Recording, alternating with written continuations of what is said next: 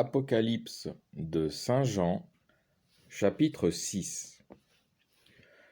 L'ouverture des 4 premiers sceaux de l'Apocalypse donne l'état des lieux global, ou une image des conséquences de l'éloignement ou de la séparation toujours plus grande entre Dieu et les humains, ou plutôt de la décision de l'être humain de s'en aller rejoindre l'idéologie mensongère de Satan en s'écartant toujours plus loin de Dieu.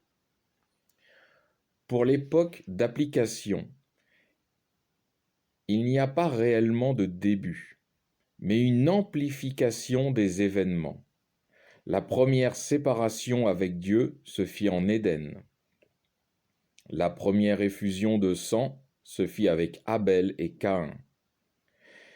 Il faut plutôt le voir comme une accélération des conséquences de l'éloignement d'avec Dieu au cours des 2000 ans écoulés jusqu'au point culminant d'Armageddon, c'est-à-dire le retour de Jésus-Christ. Je vais commencer avec le paragraphe 1. Et je vis l'agneau qui ouvrit le premier des 7 sceaux. Et j'entendis l'un des 4 animaux qui disait comme d'une voix de tonnerre. On retrouve le tonnerre, l'alarme de Dieu, mais cette fois sans les voix ni les éclairs. C'est l'avertissement de Dieu, l'avertissement pour l'humanité. Mais la mort n'est pas imminente. Je poursuis le verset 2. Viens, et je vis paraître un cheval blanc. Celui qui le montait avait un arc. On lui donna une couronne, et il partit en vainqueur et pour vaincre. Je fais une parenthèse. Le cavalier blanc, symbole de pureté, de ce qui est saint, de ce qui vient de Dieu. Un arc, symbole d'une cible relativement éloignée, donc d'un but ou d'un objectif assez loin ou éloigné dans le temps. On lui donne une couronne. Ça veut dire que lorsqu'il part, il n'en a pas, et qu'une couronne lui fut donnée à un moment. La couronne, symbole de royauté et d'autorité. Parti en vainqueur. Dès le départ, dès sa sortie, ce cavalier sait qu'il est déjà gagnant, que sa récompense lui est assurée, certainement la couronne qui lui fut donnée. Et pour vaincre, si ce cavalier est vainqueur, c'est qu'il a vaincu ses opposants ou concurrents. On retrouve là l'image de Christ et ses saints, évangélisant dans les parties les plus lointaines de la terre, durant une période relativement longue, qui ont l'assurance de la victoire et du couronnement lors de la mise en place du royaume céleste qui vaincra tous ses opposants. Je poursuis verset 3. Et quand il eut ouvert le 2e sceau, j'entendis le second animal qui disait « Viens ». Et il sortit un autre cheval qui était roux. Celui qui le montait reçut le pouvoir d'ôter la paix de la terre, afin que les hommes s'égorgeassent les uns les autres, et on lui donna une grande épée.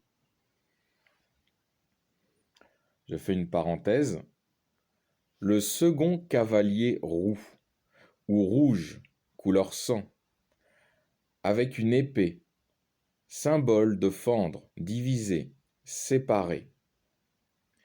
Alors que Christ rassemble et unifie les humains qui le suivent, avec le même cœur, la même pensée, le même esprit, l'humanité qui s'éloigne de Dieu, toujours sous l'influence de Satan, qui est appelé aussi celui qui divise. Cette humanité sera de plus en plus divisée. L'individualisme sera de plus en plus grand et la soif d'avoir toujours plus et sans partage, des traits qui évoquent la convoitise, mènera toujours plus dans la haine de son rival, allant jusqu'à le tuer. Suivre le diable divise, nation contre nation, peuple contre dirigeant, l'homme contre la femme, et la femme contre l'homme, les enfants contre les parents, les hommes contre les hommes, avec le racisme, la culture, les croyances, etc. Il y a une liste interminable de divisions. Tout ceci amène les hommes à s'égorger l'un l'autre, et cela jusque même dans les familles. En revanche, suivre Dieu, c'est l'unité, un même objectif, une même voie, celle de rendre gloire à Dieu en suivant ses commandements par le partage, qui est un don. C'est la charité qui détruit la convoitise et donc amène la paix.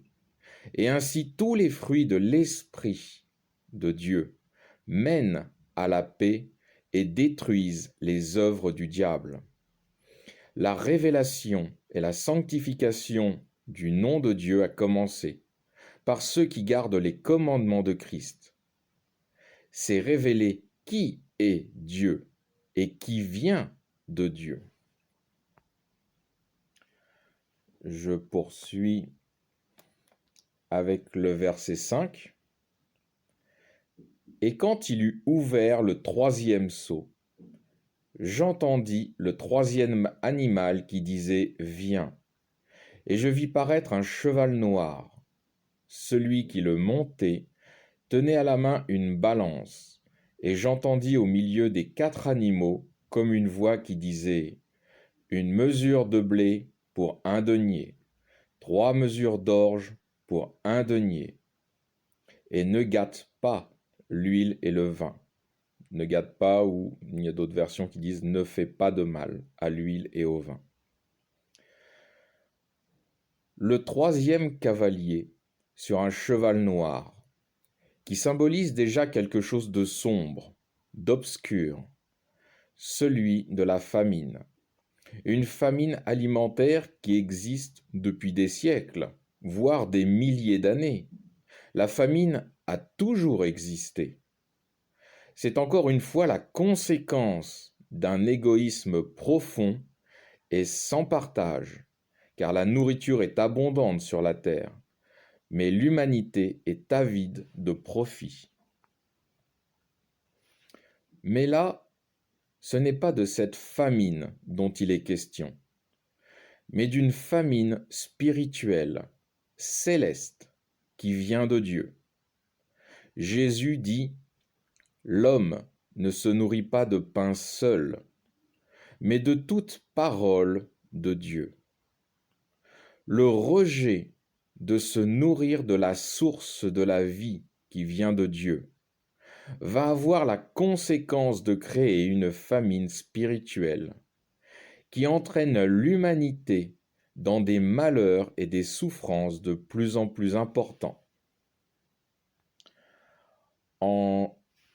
Dans le livre de Jean, chapitre 4, verset 34, Jésus dit « Ma nourriture, c'est de faire la volonté de mon Père. » Mettre en œuvre la charité, la bonté, la bienveillance, la miséricorde, l'amour, etc. C'est faire la volonté de Dieu et de nourrir notre esprit. Le bonheur, la joie, la paix, une bonne conscience, ces conditions qui rassasient le cœur de l'homme, viennent de Dieu. Faire la volonté de Dieu, c'est manger abondamment à la table de Dieu, des aliments de qualité qui remplissent et donnent du goût à la vie. Genèse chapitre 3 verset 19. Pour la fin du verset où il dit ne gâte pas l'huile et le vin. Donc le livre de la Genèse chapitre 3 verset 19 dit « C'est à la sueur de ton front que tu mangeras du pain. » Le pain qui est aussi symbolisé par le corps du Christ.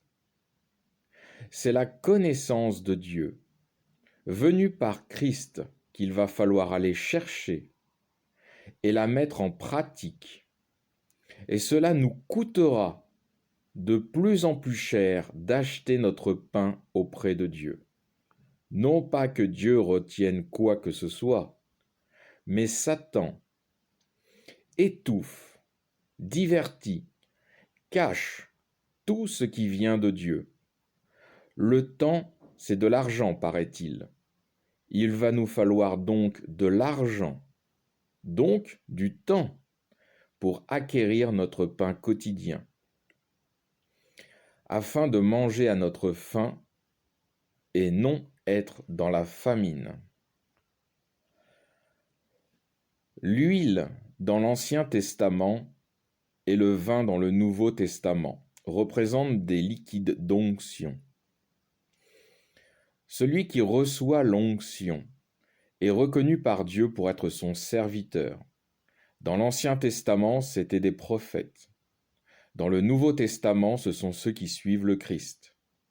Ne gâte pas l'huile et le vin signifie que ce cavalier a reçu ce commandement d'épargner de famine ceux qui se nourrissent à la table de Dieu.